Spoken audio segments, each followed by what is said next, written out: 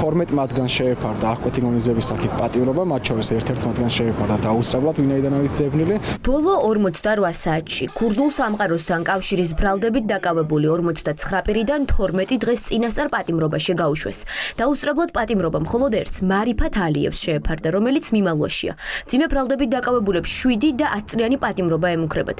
გამოძიება ამტკიცებს, რომ ყველა ქურდული გარჩევის მონაწილეა. ნაწილი კრიმინალურ ავტორიტეტებს დავის გადასაწყვეტად მიმართავდა, ნაწილი კი გარჩევებს აორგანიზებდა. მთავარი მტკიცებულება არის ფარულის საგამოძიებო მოქმედების შედეგად მოპოვებული ინფორმაცია, რომელიც სატელეფონო მიყურადების შედეგად იქნა მოპოვებული და აღნიშნულ ინფორმაციაში კარგად და ნათლად ჩანს თუ როგორ ახორციელებენ ქურდული სამყაროს წევრები, ქურდული სამყაროს საქმიანობას, ხოლო ის პირები, რომელსაც მიმართვა ედებათ ბრალად, როგორ მიმართავენ მათ სხვადასხვა საკითხების გადასაწყვეტად.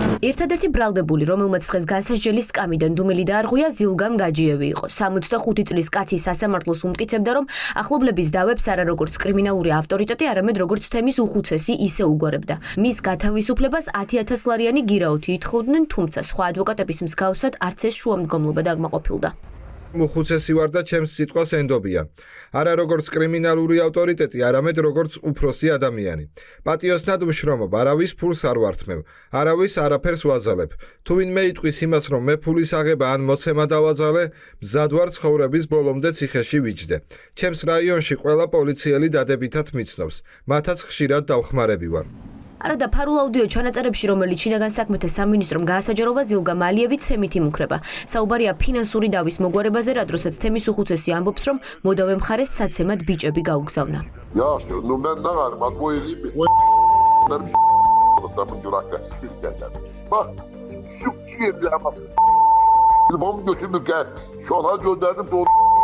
ფარული აუდიო ჩანაწერებით დგინდება, რომ ქურდული გარჩევების ეპიცენტრში იყვნენ სხვა დანაშაულებისთვის უკვე მსჯავრდებული პირებიც.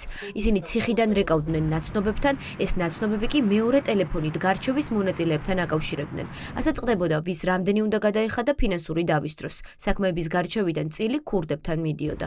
იმყოფებოდა საპატიმროში ეს პერიოდი, შესაბამისად მას არანაირი კომუნიკაცია და კავშირი არ ჰქონდა არანაირ ქურდულ სამყაროსთან და ბრალდება სრულიად აბსურდია, რაც მას აქვს წარდგენილი. თხოვეს, რომ დაერეკა კონკრეტულ პირთან და ახალგაზრდებისთვის აღმოეჩინათ დახმარება. ყოველთვის მისი საქმიანობა იყო სოფლის მეურნეობის სფერო და არანაირი შეხება არ აქვს ზოგადად კრიმინალურ სამყაროს წევრებთან.